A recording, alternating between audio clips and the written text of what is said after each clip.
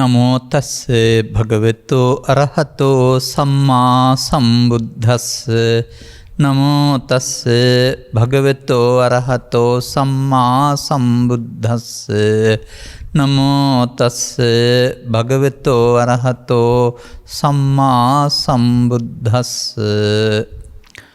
සක්කායං ච වෝ භික්ඛවේ දේසිස්සාමි සක්කාය නිරෝධගාමිනී පටිපදං තීති.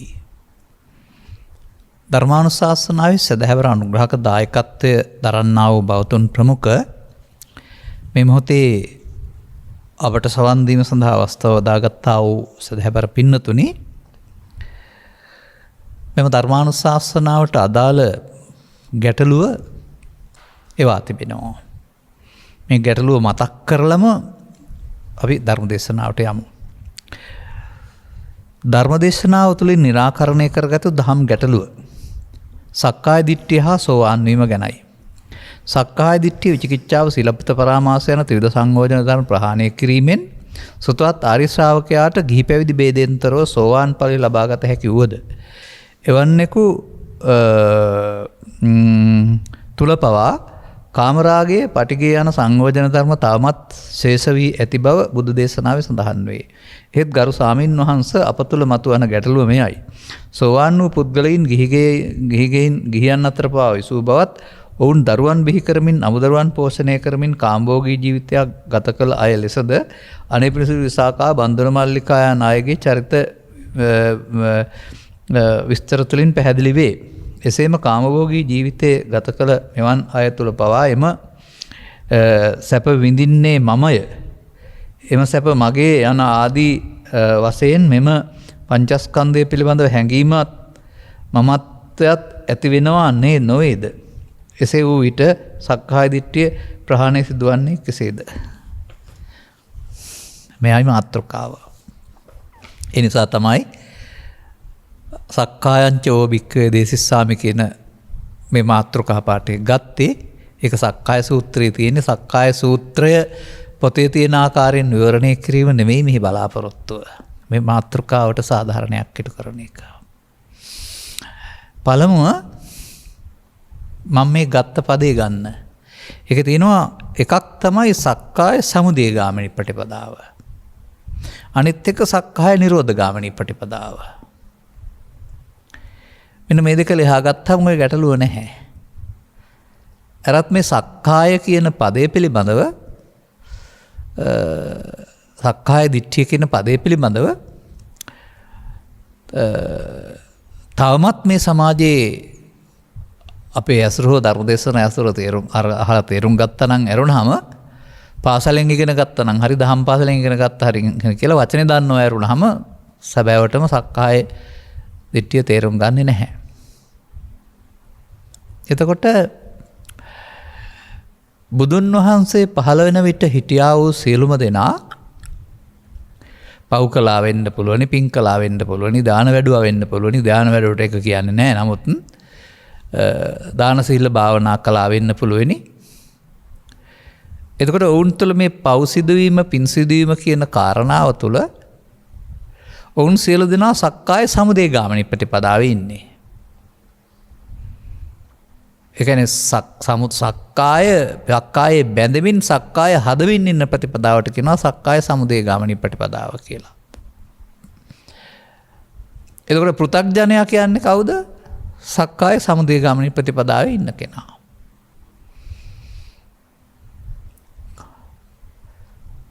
ආර්ය පුද්ගලයා කියන්නේ කවුද? සක්කාය නිරෝධගාමිනී ප්‍රතිපදාවේ නියැලෙමින් ඉන්න කෙනා. නියැලීමේ පමාවක්, ඉක්මන් වීමක්, වෙනසක් තියෙන්න පුළුවනි. මේ අමුදරුවන් හැදීම, පෝෂණය කිරීම කාමභෝගී ජීවිතයක් කියන වචනේ පාවිච්චි කරන්නේ නැතුව ඒක ඊට වඩා ටිකක් සරලව තේරුම් ගන්න ඕන. ඒ වගේම ඒක කාමරාග ව්‍යාපාද වර්ධනයක් නෙමෙයි.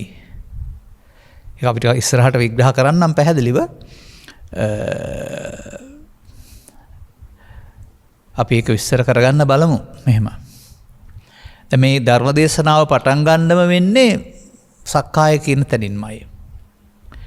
එතකොට සක්කාය අපි තේරුම් ගන්න ඕන කොහොමද? අර සමහර පාලි සිංහල ශබ්දකෝෂවල පවා සක්කාය කියන්නේ මේකයි කියලා පැහැදිලි කරලා තියෙනවා. නමුත් මේකයට සක්කාය කියන්නේ නැහනේ.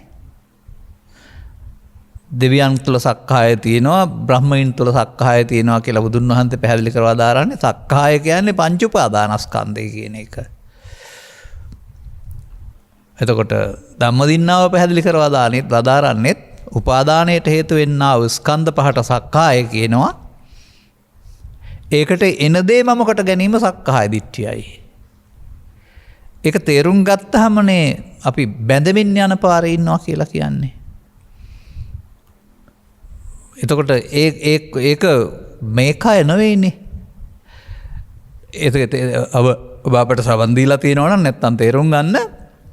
එතකොට ඇස කන නාසය දිවකය සිත කියනා වූ දොරවල් 6 ලෝකෙට විවෘත වුණාම ඒ අරමුණු ගන්නට ඒ බාහිර පවතින දේක උදව්වෙන් ඒ සෙවණැල්ල ඇහි වැටුණාම කනේ නම් ශබ්ද රූපේ පහළ වුණාම එතන ඒ රූපය මුල් කොට ගත්ත වේදනාවක් සංඥාවක් සංකාරයක් විඥානයක් හට ගන්නවා.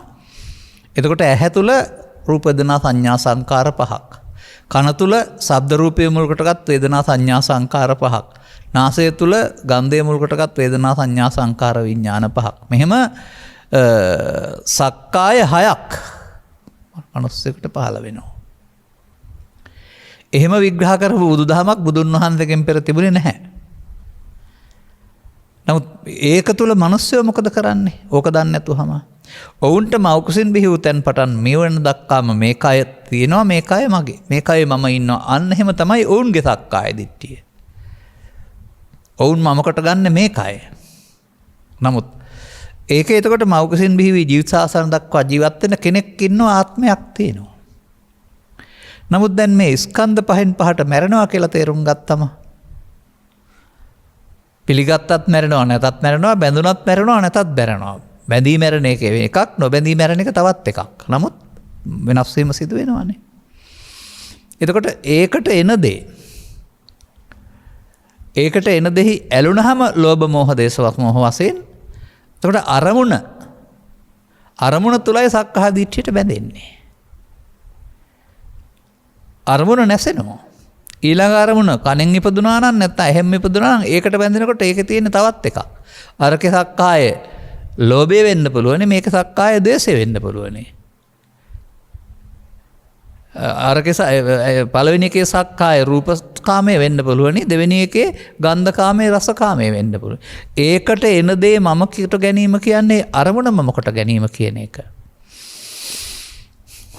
එතකොට මේක දන්නේ නැති පුද්ගලයා සක්කාය සමුදය ගාමිනී ප්‍රතිපදාවේ ඉන්නේ. ඒ කියන්නේ පුද්ගලයෙක් වශයෙන් කටයුතු කරන්නේ, නමුත් ක්‍රියාත්මක කරන්නේ පංචස්කන්ධ ධර්මතාවය. එතකොට පංච උපාදානස්කන්ධ හදමින් ඉන්නවා. ඔහු කාමරාග ව්‍යාපාද රැස් කරමින් පෝෂණය කරමින් ඉන්නවා. ඔහු ළඟ තමයි කාමරාග ව්‍යාපාද වැඩෙන්නේ. ඔහු ළඟ තමයි ඇලෙන කාරණා 100ක් තිබුණොත් දුක් 100 කියන එකෙන් තවදුරටත් දුක් වලට හේතු වැඩි වෙමින් යන්නේ. වැඩි වෙමින් යාමේ ප්‍රතිඵලයක් වශයෙන් ඔහුට පාලනය කරගත නොහැකි ආකාරයට රාග දේශ මොහ වැඩි වුණාම ඔහු වඩාත් බර පාපයට. දැන් ඔහුට පාපේ පාලනය කරගන්න බෑ. පාපයේ බැරි වෙන නිසා තමයි ඔහු මරණින් මසු අපායට යන්නේ පෘථග්ජන පුද්ගලයා. මොකද සක්කාය සමුදයගාමී ප්‍රතිපදාවේ රාග වේපුල්ලං, දෝෂ වේපුල්ලං, මෝහ වේපුල්ලං විපලත්වයට පත් කරගෙන යන නිසා. දැන් කල්යාණ මිත්‍ර සේවනය, සද්ධර්ම ශ්‍රවණය කියන කාරණාවේදී ධම්මදින්නා පැහැදිලි කරන ආකාරයට මේ අරමුණ ඇති වෙලා නැති වෙනවා. නමුත් ඒකට ලෝභ මොහ දේශ මොහ වශයෙන් ගත්තාම ඒකට එන දේ ඇලෙන එකනේ පෘථග්ජන භාවය කියන්නේ. එතකොට ඒකට සක්කාය ඇති වෙලා නැති වෙනවා. නමුත් මමත්වෙන් ගත්තාම මඤ්ඤමානෝකෝ බික්ඛු බද්දෝ මාරස්ස. එතකොට බැඳී නැති වෙනවා. ඒ බැඳී නැති වෙනවා කියන එකේ තේරුම මොකද්ද? උපාදානයේ වී අවසන් වී අනාගත ඵලයක් උපදින්න හේතු පංච උපාදානස්කන්ධ හට ගන්න පුළුවන් හේතු ඉතුරු වී අවසන් වෙනවා.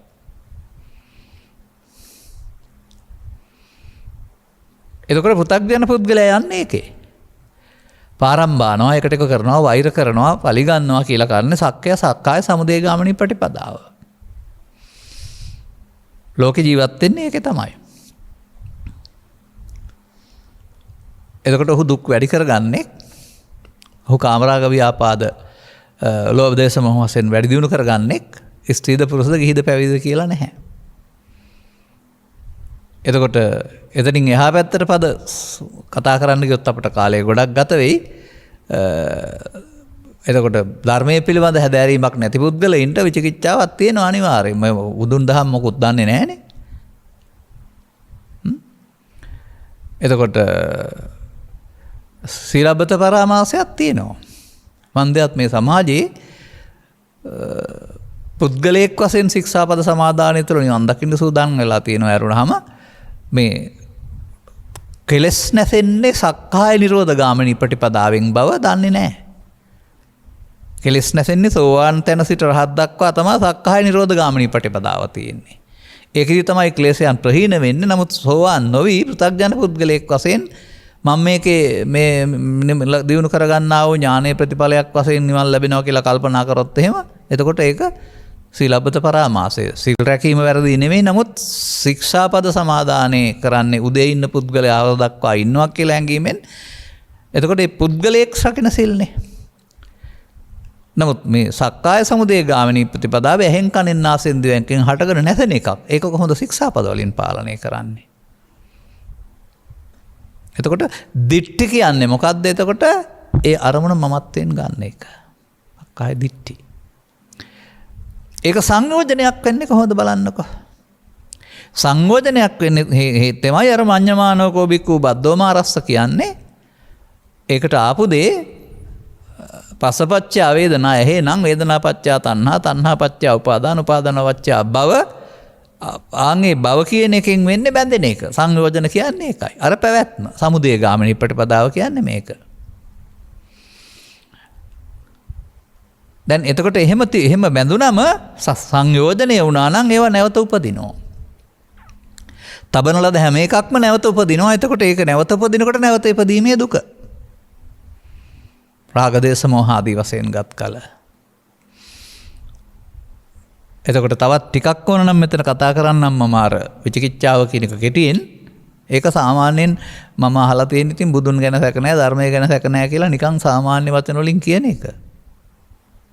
නෑ. බුදුන් කියන්නේ පිළිමේ හෝ ශරීරය නෙමෙයි. දැන් ඔය පංචස්කන්ධයේ ආත්මය තුල ඔය කෙනා යමින් ඉන්නේ. බුදුන් කියන්නේ පංචස්කන්ධයේ අනාත්මයට. අනාත්මය තුලින් අනාත්මයට පත්වීම තුලින් හමු වෙන අනාත්මයට නෙමෙයි ආනාත්මය තුලින් පත් වෙන්නා වූ යම්කිසි සාන්ත සුන්දර ස්වභාවයකට. එතකොට සක්කාය සමුදයගාමිනී ප්‍රතිපදාව පුද්ගලයාට බුදුන් හමු වෙන්නේ සක්කාය නිරෝධගාමිනී සෝවාන් වීමත් සමග බුදුන් දැක්කා කියන එකෙන් කියන්නේ එහෙනම් මේ සමුදය නැත්නම් නිරෝධ වෙනවා නම් යන තැනක් තියෙනවා. එතකොට එහෙම පංචස්කන්ධේ පංච උපාදානස්කන්ධයක් බවට පත් කරගෙන නීවරණ මත ගමන් කිරීම වෙනුවට ඒවා නැත්නම් ගමන් කිරීමක් නැති තැනක් තියෙන බව. එහෙමයි අපිට ඒක කියන්න තියෙන්නේ. සතර ගමන් කිරීමකුත් නැති, හට ගැනීමකුත් නැතිවීමකුත් නැති යම්කිසි අපි ලෝකෝත්තර කියලාත් කතා කරනවා තත්වයක් තිබෙන බව. පක්කාය කැඩෙනකොට Tamanට තහවුරු වෙන එකයි මේ බුදුන් ගැන සැක නැහැ කියලා කියන්නේ. බණ පොත ගැන සූත්‍ර ගැන සැක නැහැ කියන එක නෙමෙයි ධර්මය කියන්නේ නිර්වාණයට. එතකොට නිවීම සෝවාන් පුද්ගලයා නිවීම යම් මට්ටමකට දුටු කෙනෙක් වශයෙන් ආරම්භයේදී ඔහුට එනං නිවීම කියලා එකක් තියෙනවා. අර මෝදේ ඉන්න මාළු අගඩුවම දන්නේ නැහැ වගේ පෘථග්ජනයා දන්නේ නැති වුණාට ආර්ය පුද්ගලයා වගේ ඉබ්බගඩු බිමට ආපුවම මොකද මේ හැටි දන්නවා වගේ ඔහුට මේක හැදලිකමක් තියෙනවා. එතකොට ඒ පුද්ගලයා දැන් එතනින් එහා පැත්තට සක්කාය සමුදයගාමිනී ප්‍රතිපදාවේ යන්නේ නිරෝධගාමී ප්‍රතිපදාවේ යන්නේ. එතකොට අනුන්ගේ සංගයා ගැන නෙමෙයි තමන් ගාව මේ සක්කාය නිරෝධගාමී ප්‍රතිපදාව ක්‍රියාත්මක වෙනවා කියන එක පිළිබඳව සැකයක් නැති වෙන්න ඕන. එහෙම යන්නේ නම් ශික්ෂාපද සමාදානයක් නෙමෙයි ඔය පෙන්වන්නේ. දුක්ඛේ ඥානං තියෙන තැනින් ආපුවම සම්මාදිට්ඨිය. එතකොට ආර්ය සම්මාදිට්ඨිය. එතකොට එතනින් එහා පැත්තට සම්මාදිට්ඨි ප්‍රඥාවෙන් පස්සේ ප්‍රඥා සීල සමාධි. ප්‍රඥාව අරිකාන්ත සීලය, ප්‍රඥාවෙන් පස්සේ අරිකාන්ත සීලය, සීලෙන් පස්සේ ලෝකෝත්තර සමාධිය නැත්නම් ආනන්තරික සමාධිය. එතකොට මේ බුදුන් වහන්සේ වදාළ ප්‍රඥා සීල සමාධි නම් වූ ත්‍රිශික්ෂාවේ ගියාපුවම මේ කෙලෙස් සංසිඳන බව පිළිබඳව යන කෙනාට සැක ඇති වෙන්නේ නැහැ. ඔබ සවන් දීලා හව තේරුම් අරන් තිබුණේ එහෙමද දන්නේ නැහැ. මම මේ පැහැදිලි කරන්නේ ඒකයි.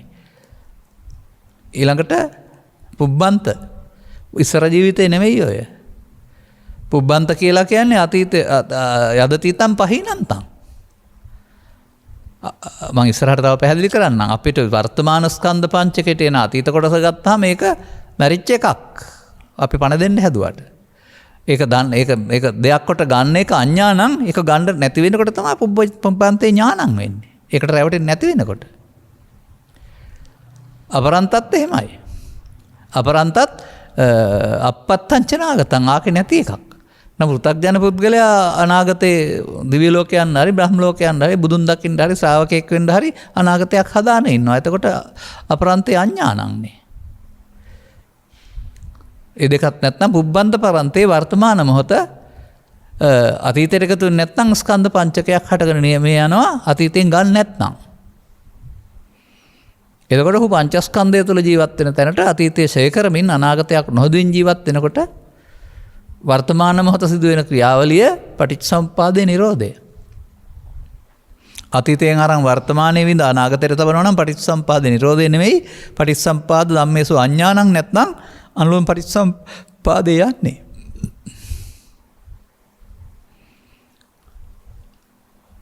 දැන් මේ විදිහට තව ටිකක් ගත්තාම මේ මාර්ගඵල කියන වචනේ විසඳ ගන්න. මට මේ සමාජයේ තාමත් ඇහෙනවා. මාර්ගඵලයක් ලබන්න භාවනා කරනවා. මොකක්ද මේ වචනේ තේරුම? මම නම් දන්නේ මාර්ගඵල කියලා එකක් නැහැ. මාර්ගඵල කියලා එකක් නැහැ. මතක තියාගන්න වරද්දන්න එපා. මාර්ගයට අනතුරුව ඵලයේ ඉපදීමට එක්ෂණ මාත්‍රයක්වත් කල්ගත නොවන හින්දා තථාගතයන් වහන්සේ වදාළ ධර්මය අකාලිකයි. මාර්ගය වෙනයි ඵලය වෙනයි. මාර්ගය ලෞකිකයි ඵලය ලෝකෝත්තරයි. ඵලය නිවන නෙවෙන මොකද්ද? මාර්ගඵල පිළිවෙලින් ප්‍රත්‍යක්ෂ කටයුතු නිර්වාණයනේ. ඵලය කියන්නේ. ඵලය ලෝකෝත්තරයි මෙහාට කතා කරන්න බෑ. නමුත් මාර්ගයේ කෙලවර වෙන්නේ ඵලයෙන්. මාර්ගඵල කියලා එකක් නැහැ කියන්නේ මම ඒකයි. දැන් ඔබ ළඟ තියෙන පෘථග්ජනය ගාව තියෙන මාර්ගය මොකද්ද? ඒක පාප මාර්ගය, පුණ්‍ය මාර්ගය, ධාන මාර්ගය නැත්නම් කර්ම මාර්ගය. ඒකේ තියෙන විපාකනේ. ඵල කොහෙන්ද තියෙන්නේ? ඒකේ විපාකේ මේ මාර්ගඵල නෙමෙයි කර්මඵල. කොහොමද ඒක විග්‍රහ කරන්න ඕන? ඇහැට කනට නාසයට යමක් ගැටෙද්දී අද නෙමෙයි මින් පෙර එකතු කරගත්ත ලෝභය, දේශය, මෝහය චිත්තාභ්‍යන්තරේ තිබිලා එනවා. තරහ වෙනවා, වෛරය එනවා, ද්වේෂය එනවා, මොකක් හරි තමන් හදාගත්ත දෙයක් නැත්නම් දැන් එකක් නෙමෙයි ඒක මින් පෙර හදාගෙන අර අනුසය තියපු එකක්. මෙහෙන් ගැටෙනකොට එයා එතෙන්ට එන්නේ. එයත් එක්ක තමයි මේ ගණදුන තින්නම් සංගති පස්සෝ මේ පරණ කුණුකට තමයි ස්පර්ශ වෙන්නේ අපට. ඉතින් තපහෝ දුක්ඛෝ උපේක්ෂා පරණ ආකාරයෙන් විඳිනවා. විඳින්න ගියාම ඒකට ඇලෙනවා නැත්නම් ගැටෙනවා. ඒ දෙකටම කියනවා වේදනාපච්චය තණ්හා කියලා. අන්න දැන් එතකොට තණ්හා වුණොත් උපාදාන වෙනවා. අනාගතයට බැඳෙනවා උපාදාන භව. මේ පස්සපච්චය වේදනා, වේදනාපච්චය තණ්හා, තණ්හාපච්චය උපාදාන, උපාදානපච්චය භව සක්කාය නිරෝධගාමිනී ප්‍රතිපදාවද? නෑ සක්කාය සමුදයගාමිනී ප්‍රතිපදාව. එහෙනම් ඒක කර්මඵල.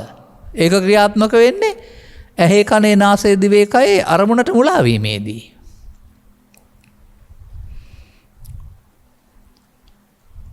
ඒ නිසා පෘථග්ජන පුද්ගලයා අරමුණේ මුලා වීම තුළ පාවිච්චි කරන්නේ කර්ම මාර්ගය මිසක් ධර්ම මාර්ගය නෙමෙයි. ඕ කර්මයේ සරණ කම්ම යෝනි කම්ම වන්දු කම්ම පටිසන්නෝ යං කම්මං කරිස්සාමි පාප කර්මයෙන් ආපායයි පුණ්‍ය කර්මයෙන් කාමසුගතියටයි ධාන කර්මයෙන් බඹලොයයි ඒ ඔක්කොම සක්කාය කාම ලෝකෙට සක්කාය කියලා කියනවා ඊට එහා ධාන උපදවා ගත්තොත් ඒ වෙනුවට කියනවා රූප රාග නැත්නම් අරූප රාග කියලා. ඒ සක්කායම තව විදිහක් භවගාමී සිදු වෙන. දැන් මෙන්න මේ කාරණා තේරුම් ගත්තම මේ පැවැත්මේ න්‍යාමය. දැන් එතකොට මම කවුද? මයන්නද කයද? ඒ මොහොතට එන දේ.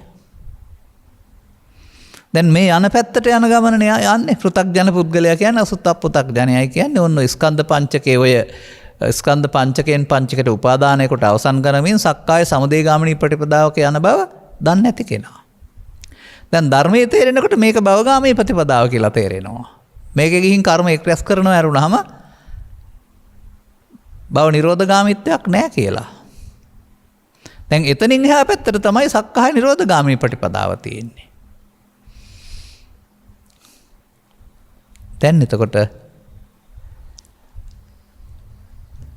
උපන්න කුසල් දුරු කරන්න තියෙනවා. ධර්මයේ තේරෙනකල් එකතු කරගත්ත ලෝභ දේශ මොහයන් චිත්තාභ්‍යන්තරයේ අනුසය වශයෙන් තිබෙනවා මේක එනවා. ඒ තමයි අතීතය. අන්න සිහියක් නැති පුද්ගලයා පෘථග්ජන පුද්ගලයා අතීතයේ අරගෙන අතීතයේ මම කොට අරගෙන අතීතය කියන්නේ ලෝභය දේශය මොහය ඊර්ෂ්‍යාව ක්‍රෝධය වෛරය රාගය ඕන එකක් වෙන්න පුළුවන්. ඒක විඳින්න ඒකට තණ්හා කරමින් උපාදාන භව කරමින් වර්තමාන මොහොත නිවනින් මග අරිනවා නැත්නම් අතීතයේ වර්තමානය හරහා අනාගතේ වියනවා සසර සකසනවා. ඒක අනාර්ය ප්‍රතිපදාව නැත්නම් පෘථග්ජන පුද්ගලයාගේ. දැන් සක්කාය නිරෝධගාමී ප්‍රතිපදාවේ කාමරාග ව්‍යාපාද තියෙනවනේ අනාගාමී දක්වා.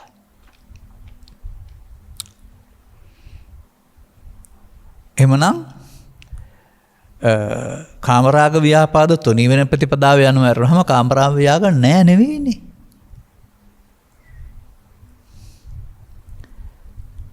තමන් හදාගත්ත පැත්තක් තියෙනවා මේකේ නිදහස් වෙන්න ඕන බව දන්නවා. සිහිය පාවිච්චි වුණොත් අතහැරෙනවා නැත්නම් අහු වෙන්නත් පුළුවනි. විසාකා හරි අනේ පිණිසුතුමා හරි බන්දුල මල්ලිකා හරි සෝවාන් වෙලා හිටියා කියනවා රහත් වෙලා හිටියා කියලා කියන්නේ නෑනේ. ඔවුන් සමග හිටිය අය එහෙම නොවුන අය නම් එහෙනම් යුග ජීවිතේ උන් සමග ගත කරන්න වෙනවා. එතකොට මොකද ඒක නීත්‍යානුකූල බැඳීමක් නේ. එහෙනම් Taman දන්නවා මේකට රැවටෙන්න ඕන බව නමුත් නීත්‍යානුකූලව එකතු වෙන්න අවශ්‍ය වෙනවා. අනිත් එක Taman හදාගත්ත මට්ටමක් නිසා මේක එනවනේ අතීතේ එනවා. ආවට උන් තුනී කරන්න ඕන බව නැසෙන්න ඕන බව දන්නවා. අනිත් අය දන්නේ නැහැ ඒක මමත්වෙන් ගන්නවා. ඔවුන් සමහර විට මමත්වෙන් ගන්න නැතුව තුනී කරමින් ඉන්නවා වෙන්න ඇති. එතකොට ඒ ජීවිතයේදී දෙන්නම ආර්ය පුද්ගලයා නම් දෙන්නට මේක තුනී කරගන්නත් අවශ්‍යයි. එක්කෙනෙක් ආර්ය නම් අනිත් කෙනා අනාර්ය නම් ප්‍රශ්නයක් කරගන්න නැතුව ජීවිතය ගත කරන්න ඕන. මේ කරුණු තේරුම් ගත්තම එතකොට අර ගිහි ජීවිතය ගත කරන්න පුළුවන් අනාගාමී දක්වා කියන එකේ තේරුම සුදු ඇඳුමක ඉන්න පුළුවන් කියන එක නෙවෙයි. කාමරාග ව්‍යාපාද උපදිනවා. නමුත් අර අපාගත වෙන්න අවශ්‍ය පාප කර්ම පැත්තට යන්නේ නැතුව සංසිඳවනවා. එහෙම නැත්නම් තවත් තේරෙන භාෂාවෙන් කියනවා නම් එක්ව ගත කිරීමට අවශ්‍ය කරන්නා වූ කායික අවදිවීම කියලා පැත්තක් තියෙනවනේ මනුස්සයින්ට.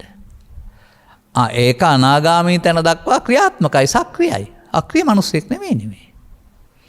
ඒ හැඟීම මමත්වයෙන් ගන්න එක හොය නිසා ඇති වුණ උද්දීපනය සිදු වෙනකොට සිදු වෙනවා. නමුත් ඔහු දන්නවා මේක නෙමෙයි මාර්ගය කියන්නේ. ඒ නිසා තමයි කාමරාග ව්‍යාපාද තුනී කරන්න දවස් 7 සින්ද අවුරුදු 7ක් සහ ආත්ම 7ක්ම දීලා තියන්නේ ඇයි කියලා බලන්නකෝ. මේක ප්‍රශ්නයක් කරගන්න නැතුව. ඔහු කාමරාග ව්‍යාපාද වඩන්නේ නැහැ. සමුදේගාමිනී වෙන්නේ නැහැ. නමුත් ඔහුට මේක ශුන්‍ය තැනට ගේන්න ඕන බව දන්නා නිසා අනිකුත් අවස්ථාවල සරල අවස්ථාවල එහෙම දකිනවා වෙන්න ඇති. සංකීර්ණ ඉබඳු අවස්ථාවක දකින්න නැතුව අහු වෙනවා වෙන්නත් පුළුවනි. දැන් ශුන්‍යතෝ ලෝකං අවෙක්කංසු මෝගරාජ සදා සතෝ අත්තානු දිට්ඨින් ඌහච්ච එවම් මච්තර සක්කාය දිට්ඨියට වනසන්න නොපැමිණෙන්න එහෙමයි මහරජය ගන්න කියන එක. නමුත් සක්කාය දිට්ඨියට නොපැමිණෙන්න උත්සාහ කරන්න කියලා තියෙනවා. ඒනම නොපැමිණෙනවා කියන්නේ 100%ක්.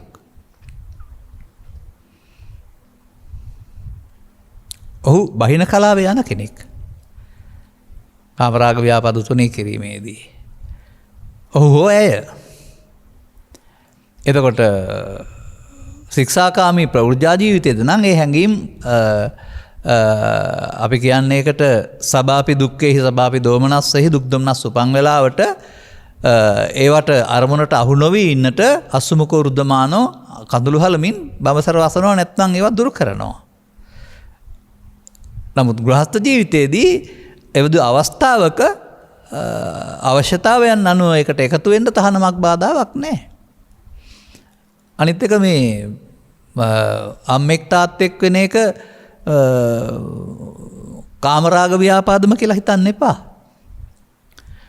ඒක විකෘතියට පැත්ත ගියාමයි රාගය වෙන්නේ. නැත්නම් බුදුන් දහම පහළ වෙන්න වෙනත් ආගම් පහළ වෙන්න ඉස්සලා මිනිසා මේ ලෝකෙට පහළ වුණේ. ඔහුට ස්ත්‍රී පුරුෂ දෙපක්ෂයක් දුන්නේ 50% කාන්තා පිරිමි කලේ තනියෙන් ඉන්න නෙමෙයි.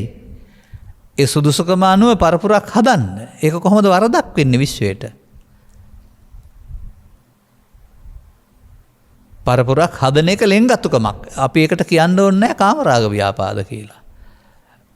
ඒකට ඉඩ නැති වෙනකොට බිරිඳ ගහලා එළියට දාන එක බෙල්ල මිලි කරලා මරණ එක තමයි කාමරාග ව්‍යාපාද කියලා කියන්නේ. එහෙම නැත්නම් තවත් තේරෙන භාෂාවෙන් කියනවා නම් ඉතින් මෙහෙම කියන්නම්. දැන් ඔය යුග දෙවියක් සඳහා තිබෙනවානේ කිසියම් ආකාරයක ඕක ආස්වාද ජනක දෙයක් කියලා තියෙනවානේ. ආස්වාද ජනක දෙය කියන එකේ තේරුම වර්තමානයේ ජීවිතේ එපා වෙලා තියෙනවා. ඒකාකාරී ජීවිතය තුළ ඒ කම්මැලිකමෙන් නැත්නම් අසහරින් මිදෙන්න මේ ආස්වාදය යොදා ගන්නවා සමාජය. එතකොට ඒක දුකින් පලා යාම සඳහා යොදා ගැනීමක් කරුණාම ඊට වඩා ගැඹුරු දර්ශනයක් නෙවෙයි ඒකේ. මත්පැන් පානයක් දුකින් පලා යන්න යුග දිවියක නැත්නම් කායික එකතු වීමත් දුකින් පලා යාම බවට පත් කරගන්නවා. දැන් ඉස්සරම්මල තාත්තලා දරුවන් හැදුවා. හදන්න ඕනේ නැතුවම දරුවන් හදන්න නැති වෙන්න විදිහට එකතු නොවී ඉන්න ක්‍රම පාවිච්චි කළා. ඔය කාන්තාවන් සතු චක්‍රයේ සක්‍රිය සහ අක්‍රිය කාලවල පිළිබඳව තියෙනවනේ මේවා පොතපත කියවසෙන් අපි දන්න දේවල්. සමාජයට මේ වගේ ප්‍රශ්නයක් ආවොත් කතා කරනවා නැත්නම් කතා කරන්නේ නැති වුණාට. එතකොට උන්ට එහෙම පාලනය කරගන්න පුළුවන් කමක් තිබුණා. හොඳයි වර්තමානයේට නැත්නම් මට තේරෙන භාෂාව වෙනවා 1967න් පස්සේ.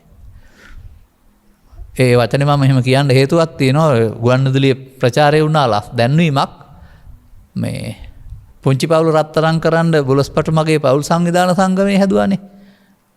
එදායින් පස්සේ මොකද කළේ කියන්නේ? දරුවන් හදන්න තියෙන දේ දරුවන් නොහදන්න ගත්තාම දැන් කාමරාග ව්‍යාපාද බලවත් කිරීම නෙවෙයිද? අර මට මතකයි ওই නිකරටිය පැත්තේ 70 විතර කාලේ තරුණියෙක් විවාහයක් කරගත්තා. විවාහයක් කරගත්තේ ණය වෙලා මේ ණය වෙලා ණය ගෙවන්න විදිහක් නැති නිසා පිරිමින් සඳහා කරන වන්දයා කරන සත්කම කරලා මේ සල්ලි ටිකෙන් ණය ගෙව්වයි කියලා. මේ මිනිස්සු එක්කලා ඉඳලා වැඩක් නැහැ කියලා බිරිඳ ගෙදර ගියයි කියලා. ඒ මොකටද කරන්නේ? නැත්නම් අද දක්වා ඔබ ඔය උපත් පාලන කියන ක්‍රමය යටතේ මොකද්ද ඒ දරුවන් හදනවද දැන් කාමරාග ව්‍යාපාද පාවිච්චි කරනවද? ඒ ආස්වාදයේ විඳින්න වෛද්‍ය විද්‍යාව යොදා ගන්නව නේද? ඔන්න දැන් දැනගන්න කාරණේ. දැන් දරුවන් හදන්න දීලා තියෙන වාග්ය දරුවන් නොහදන්න යොදා ගන්නවා වෛද්‍ය විද්‍යාව දිනුවා අනුව. දැන් නම් කාමරාග ව්‍යාපාද වැඩි. මොකද උන් ආස්වාදය හොයන අරම දරු සම්පත් හොයන්නේ නැහනේ. නමුත් බුදුරජාණන් වහන්සේ පැහැදිලි කරපු කාරණාවේදී පෙරුම් පුරලා කතා කරලා සිතින් හදලා දරුවන් හදන්න ඕන කියලා තියෙන හිතලා. ඒක මම කියන්නේ කාමරාග කියලා. මම දකින්නේ ඒක ලෙන්ගතුකමක් කියලා, ලෙන්ගතුකම කියලා. ඉතින් මේ හැම මේ කායික එකතු වීමම කාමරාග ව්‍යාපාද කියන මේ නරක වචනේ පාවිච්චි කරන්න එපා. මම නම් දකින්නේ විකෘතිකාමයේ බොහෝ විට. වත්මන් සමාජයේ තියෙනවානේ ඔය දැන් නම් ඔකට වචනයක් තියෙනවා මේ සමරසි කියන පදයක්. එහෙම නැත්නම් ලෙස්බියන්ස් කියන වචනයක් පාවිච්චි කරනවා. කාන්තාව පිරිමි තවත් විවිධ ආකාරයට අන්න ඒ පාවිච්චි කරන්නේ ලෙන්ගතුකම නෙමෙයි අර මේ ආස්වාදයේ විඳ ගන්න. අනිත් කෙනා ඉත්තෙක් බවට පත් කරගන්න එක. ඉතින් මේ වගේ මාතෘකා අපට දුන්නාම මේවත් කියන්න වෙනවා හැබැයි මතක තියාගන්න. මොකද මේ හිතන්න එපා මේ ලෝකෙට ඉපදුනන් පස්සේ මේ අම්මෙක් වෙන එක තාත්තෙක් වෙන එක පාපයක් හරි වරදක් එහෙම හරි කියලා. ඒක ඉන් එහාට යොදා ගන්න එක විකෘතිකාමයට යොදා ගන්න එක. එතකොට හොයන්න හදන්නේ අරමුණේ මුලාව. අරමුණේ ආස්වාදය. අන්න මේ ආර්ය පුද්ගලයා මේ අරමුණ ඒ මොහොතේ උපදින්නේ කියන එක තේරුම් අරගෙන එයාට ඕන නම් හෝ අනිත් කෙනාට ඕන නම් හෝ ඉඩ දෙනවා උපේක්ෂාවෙන්. ඒ වරුණාම තවදුරටත් අර සක්කාය සමුදයගාමිනී ප්‍රතිපදාවේ නැත්තම් පරිහාන ධම්මං හෝ දේසිස්සාම කියන පදේ රාග වේපුල්ලම්, දෝෂ වේපුල්ලම්, මෝහ වේපුල්ලම් යන්නේ නැහැ. විපුලත්වයටපත් වෙන්නේ පෘථග්ජනයා වුන් සමුදයගාමිනී ප්‍රතිපදාවේ. අර අය මොහොතක් පාසා අර හැකියාවදී නිරෝධ ගාමිනී නැත්තම් කුණුතුනීකරණ ප්‍රතිපදාවේ. එතකොට ඒකට දීලා තියෙන්නේ ආත්ම හතක් දීලා තියෙන්නේ. එහෙනම් ඊළඟ ආත්ම එහෙමත් එහෙම නාය එහෙම අක්‍රිය වෙන්නේ නැතේ නෑ තියෙනවා. ඒ නිසා අපිට තියෙන වැරදි අවබෝධයක් කරුණාව මේක පිළිකුලින් බැහැර කරන දෙයක් නෙමෙයි. මේක මේ සමාජයේ පවතින දෙයක්. එලිපිට නොවුනට ඒක සමාජයට අවශ්‍ය දෙයක්. නමුත් ඒක පාවිච්චි කරන්න ඕන විදිහක් තියෙනවා ලෙන්ගතුකමකින්. සහයෝගයෙන් ලෙන්ගතුකමින් ආදරයෙන්. නමුත් වර්තමාන සමාජයක පාවිච්චි කරන්නේ මම දන්න හැටියට නම් කොටියට මුවා වුණා වගේ. මුවා මරලා කොටියා සෙල්ලම් කරනවා තනියම.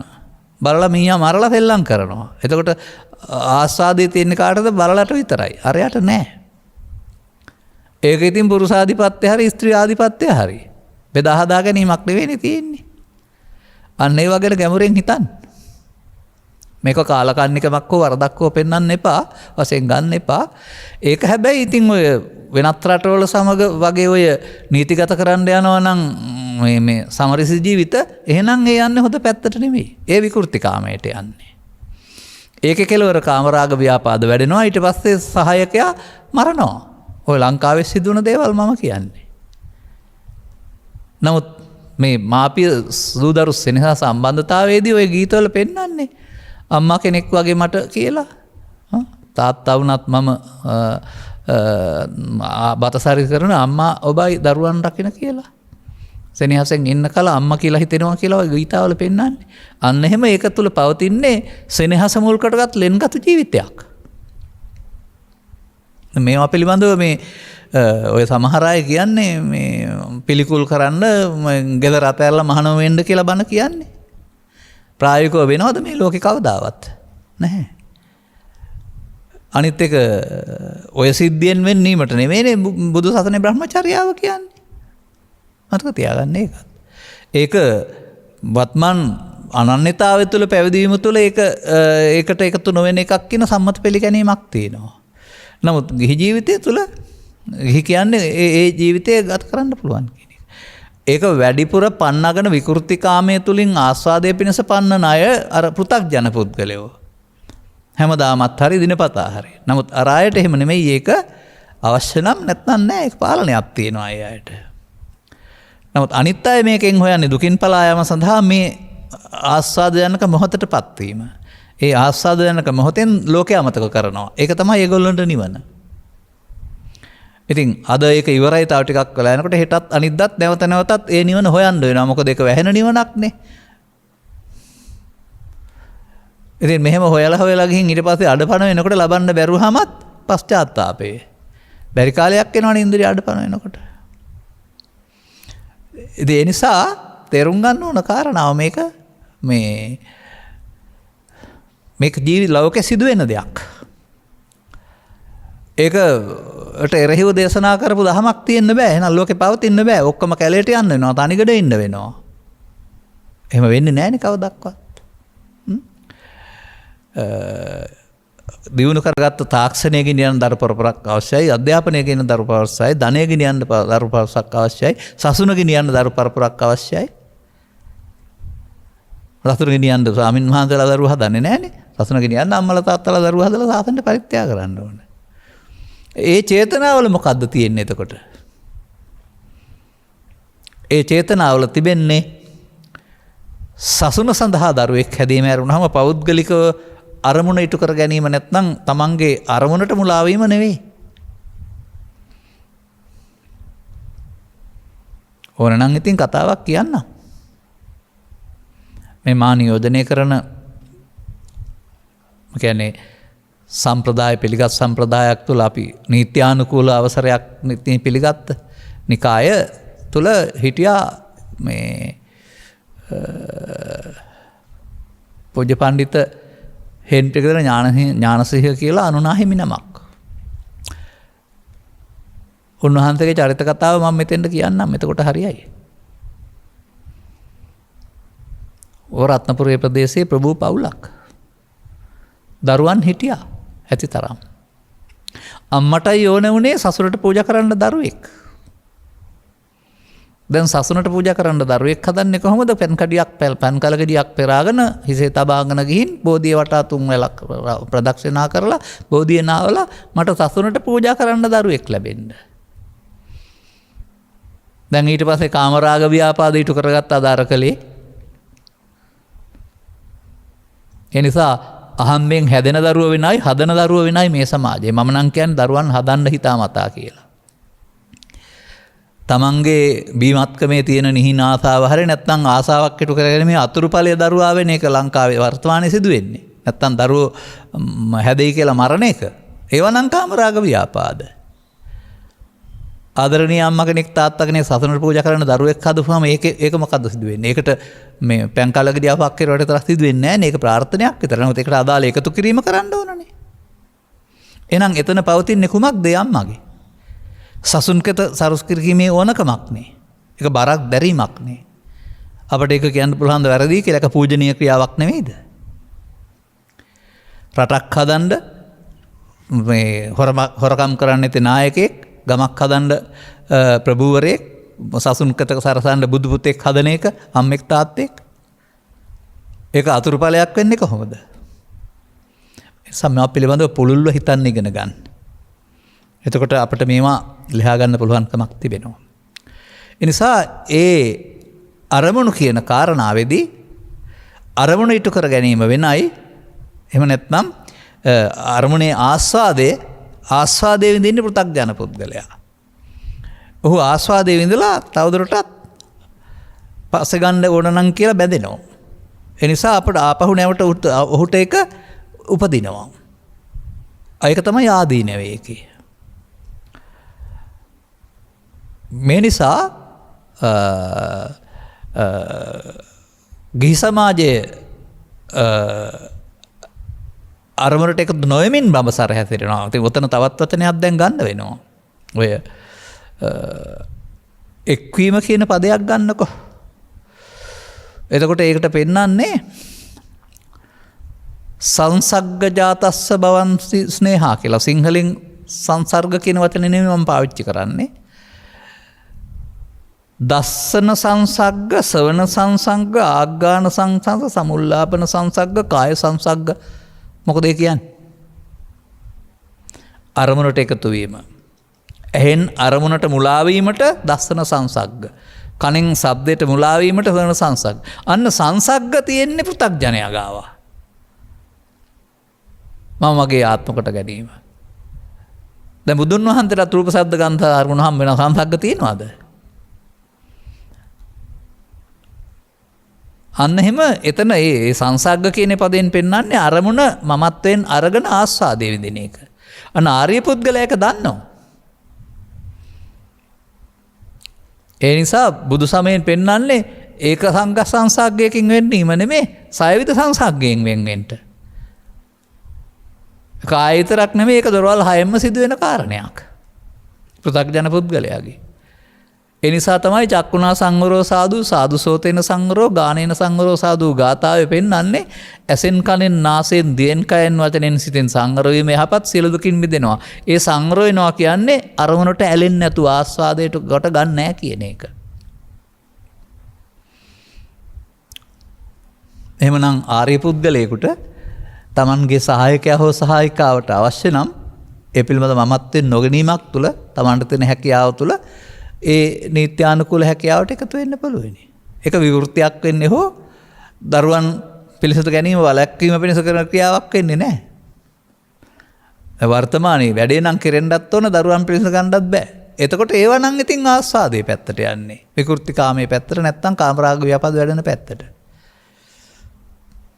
මෙහෙම තේරුම් ගන්න මේ කාරණා.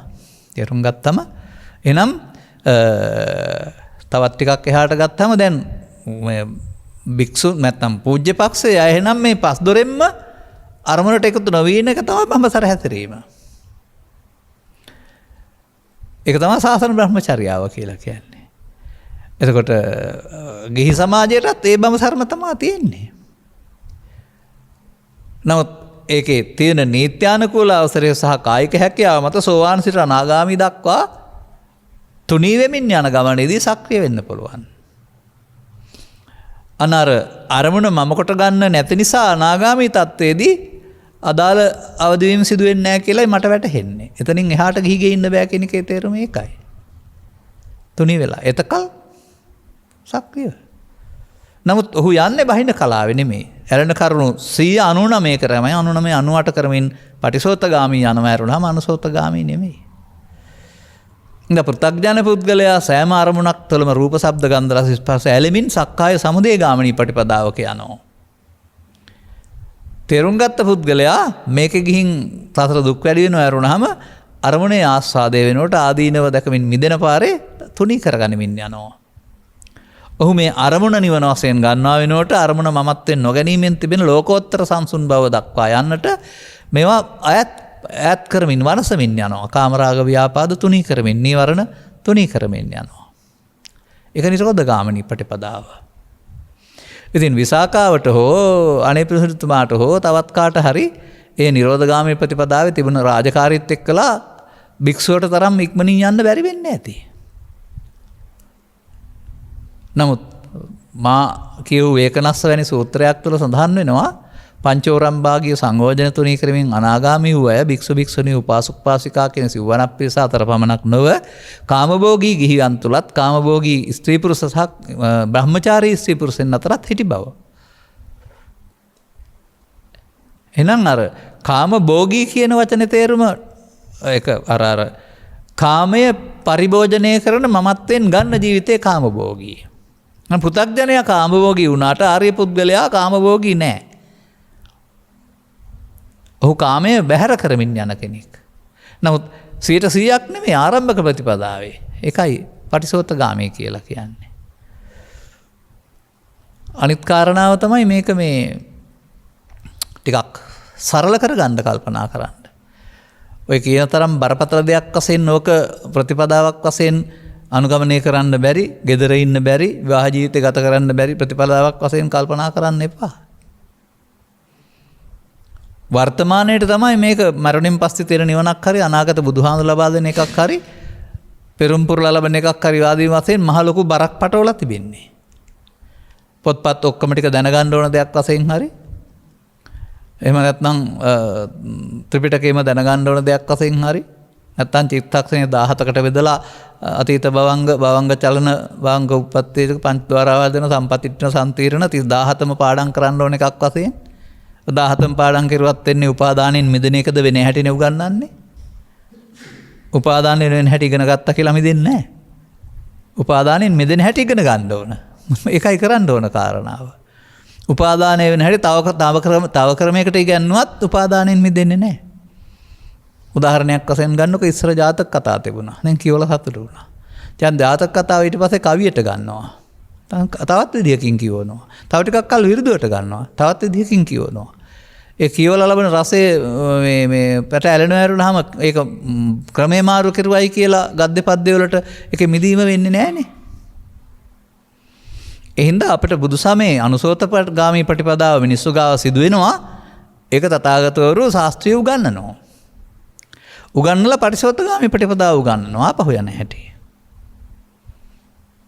දැන් ඒකේ ඔය පස්සපච්චා වේදනා වේදනාපච්චා තණ්හා තණ්හාපච්චා උපාදාන උපාදානපච්චා භව කියන එක 100%ක් මිනිස්සු ගාව සිදු වුණාට ආර්ය පුද්ගලයෝ ගාව 100ට අඩු වෙන්න පුළුවනි. ඒ කාරණාව තේරුම් ගන්න ඕන කාරණාවක්. අන්න එතනදී ඒ සිද්ධිය කොහොමද වෙන්නේ කියලා තේරුම් ගන්න. අන්න අර පංචස්කන්ධ ධර්මතාවය කියන එක තේරුම් ගැනීමේදී ඕන කාරණාව තමයි තමන් මේ මොහොතට මුහුණ දෙනකොට මුහුණ දෙන්නේ වර්තමානයේ නෙමෙයි අතීතයක් පදනම් කොටගෙන. ඒ කියන්නේ පෘථග්ජන පුද්ගලයා පෘථග්ජන භාවය තුළ ජීවිතය ගත කිරීමෙන් එකතු කරගත්තා වූ අතීතයක් තියෙනවා. අතීතයක් තියෙනවා. ඒ අතීතේ එනවා මෙතෙන්ට. ඒ නිසා අපි තේරුම් ගන්න අවශ්‍ය වෙනවා මේ ප්‍රතිපදාවේදී පුද්ගලයෙක් ධර්මයේ තේරුම් ගන්න පෙර පස්දොරින් අරමුණු අරගෙන ඒවත් එක්ක එකතු කළා වූ අගයක් තියෙනවා. චිත්තාභ්‍යන්තරේ වැඩුණා වූ. මේක දැන් එකක් නෙමෙයි පරණ එකක්. මේක ඇහැට ගැටෙනකොට කනට ඇහෙනකොට මේ ඇතුළත තියෙන කොටස සම්පූර්ණයෙන්ම එනවා. ඒක වර්තමානයක් නෙමෙයි අතීතයක්.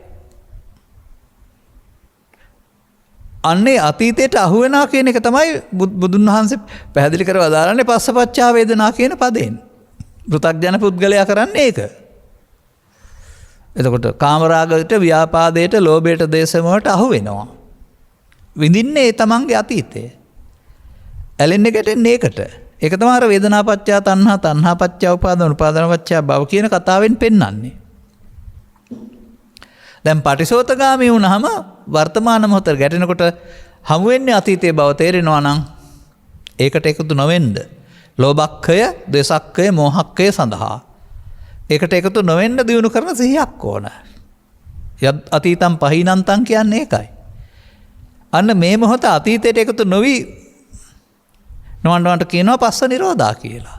පස්ස සමුදය කියනවා එකතු වෙනවට ඒ පෘථග්ජන පුද්ගලයා. පස්ස නිරෝධා කියනවා මෙන්න මේ මොහොත ඇසෙන් කනෙන් නාසයෙන් ඒ අතීතයට එකතු නොවෙනවට. අන්න ඒකට සිහිය ඕනේ පටිසෝතගාමී වෙන්න. එතෙන් පටන් එකතු නොවීමෙන් මොකද වෙන්නේ? ඒකට ආහාර හම්බ වෙන්නේ නැහැ. වැඩෙන්න දැන් ඒක පටිසෝතගාමී බහින කලාවට වැටෙනවා. නිරෝධගාමිනී වෙනවා. අන්න කාමරාග ව්‍යාපාද නැවත නැවත එකතු නොවීමෙන් තුනී වෙනවා කියන්නේ අන්න ඒකයි. මෙන්න මේ විදිහට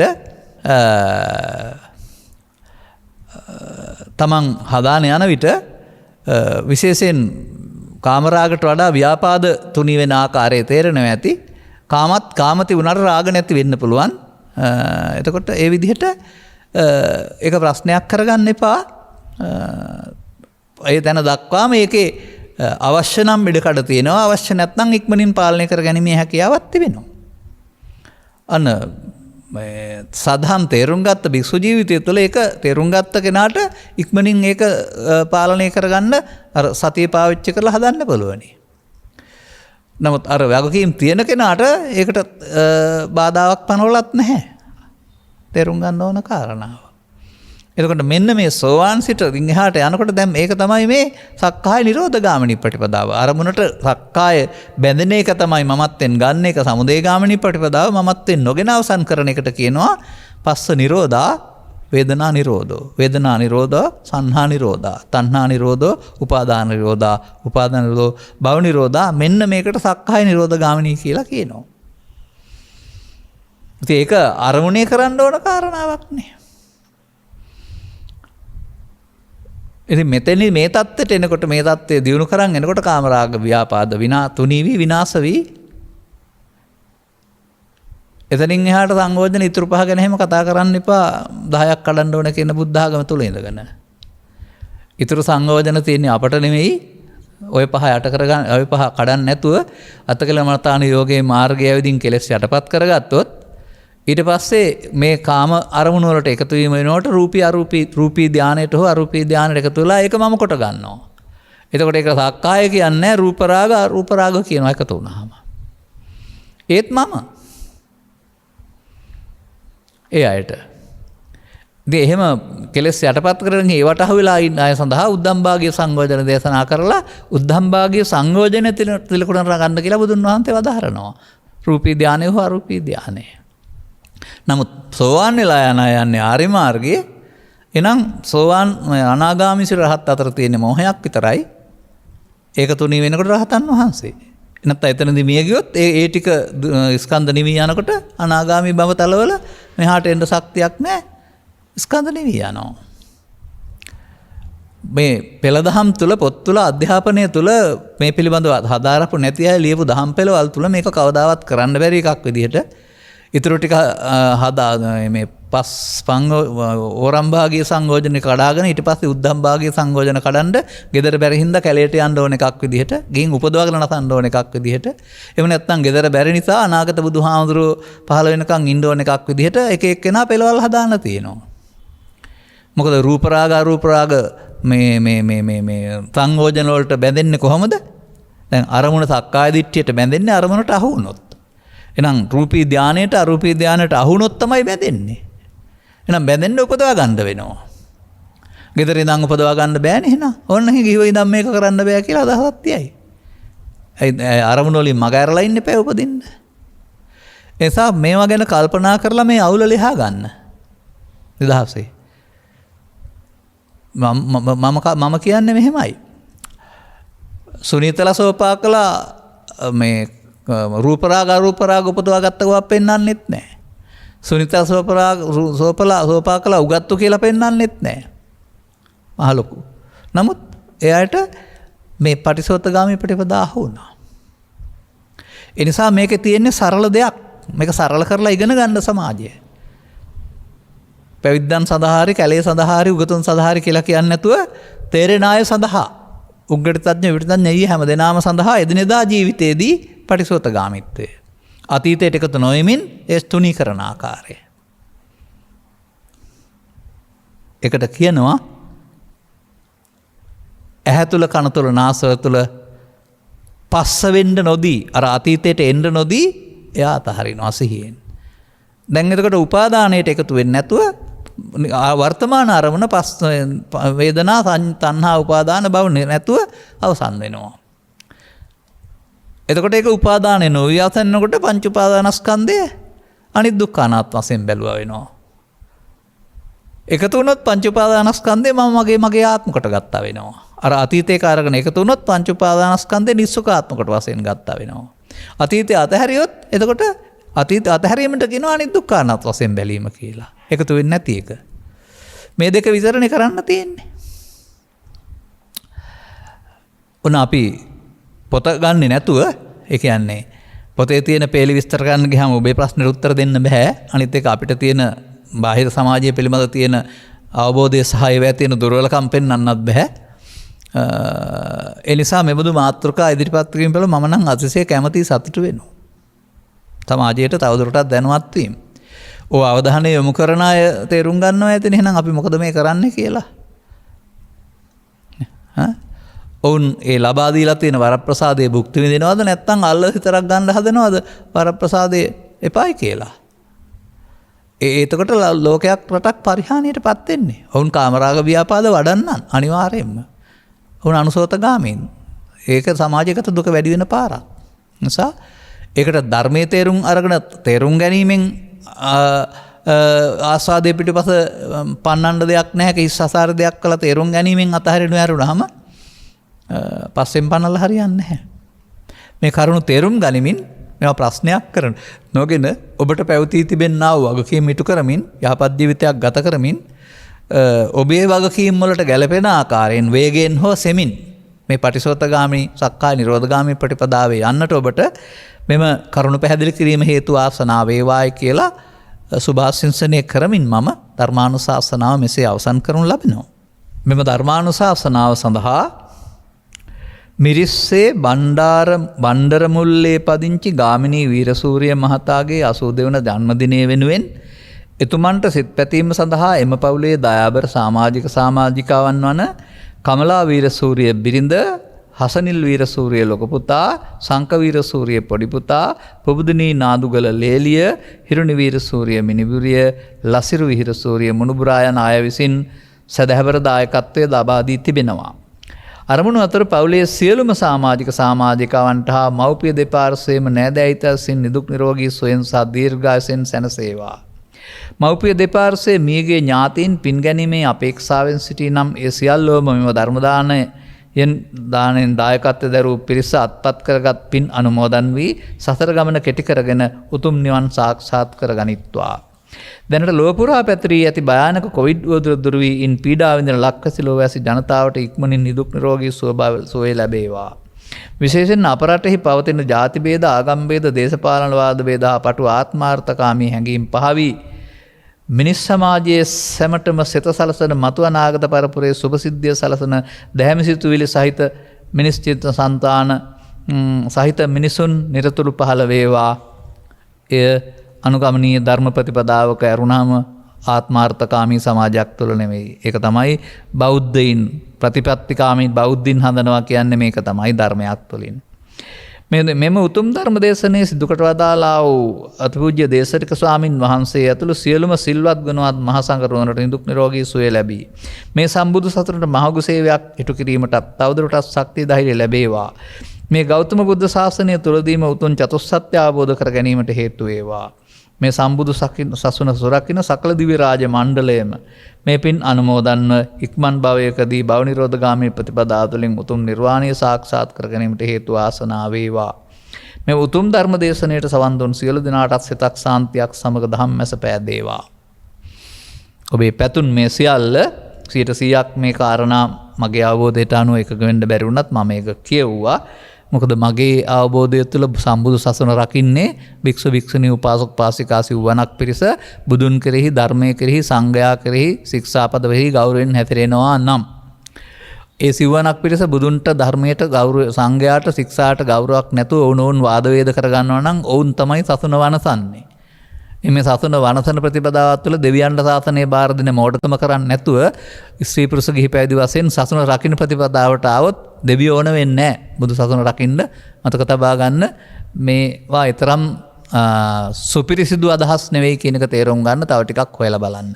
එහෙමනම් අනුග්‍රහක බවතුන් වශයෙන් කටයුතු කළා ඔබ හැමටත් ඉහාත්ම වශයෙන්ම මේ සුබ උපන්දිනයක් වේවා 82 වෙනි ජන්මදින සමරන ගාමිණී වීරසූරිය මහතාට සහ පවුලේ අනිකුත් හැම දෙනාටම සදහම් අවබෝධීම තුළ ඉහාත්ම වශයෙන් නිදුක් නිරෝගී සුව චිරජීවනයේ උදා වී රැකියාදී කටයුතු සාර්ථක වී දරුවන්ගේ අනාගත අධ්‍යාපන කටයුතු සාර්ථක වී රෝග පීඩා දුරු වී කල්යාණ මිත්‍ර සේවනයේ ලැබී ත්‍රිලක්ෂණයේ ගැඹුර වැටෙහි නිවන සැනසෙන මංපෙත් උදා වේවායි ප්‍රාර්ථනා කරගන්න. සබ්බීතයෝ වජ්ජන්තු සබ්බ රෝගෝ විනස්සතු මාතේ බවත් අන්තරායෝ සුඛී දීඝායුකෝ බව හැම දිනාටම තෙරුවන් සරණයි. රාගක්ඛයෝ නිබ්බානං